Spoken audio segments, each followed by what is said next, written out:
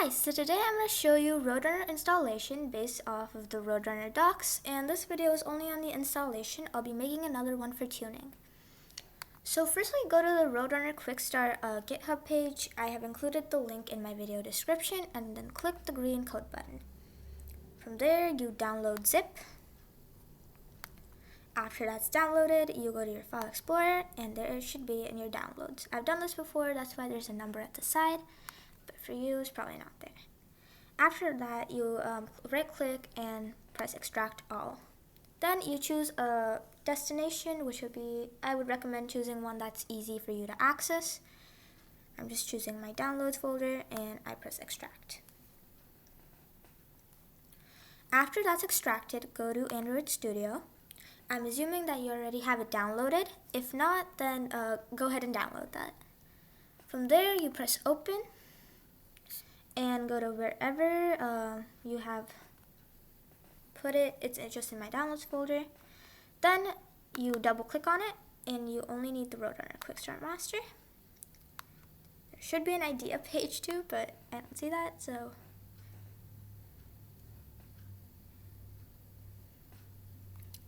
great, it's open, and next you let the Gradle project sync. Okay, so I think it's finished syncing, but it's asking me for a project update, so I'm just going to start that, and all recommended steps, let's click that, and run selected steps. Alright, so mine took about like 30 seconds, but the sync is finished. I'm going to go to build, and the build is finished too.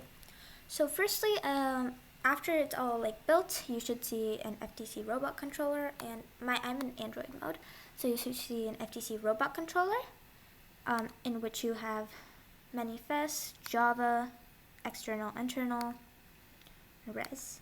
But the main folder we need is the team code one, which in Java you'll have your tuning and all the drives, like tank drive, mechanism drive.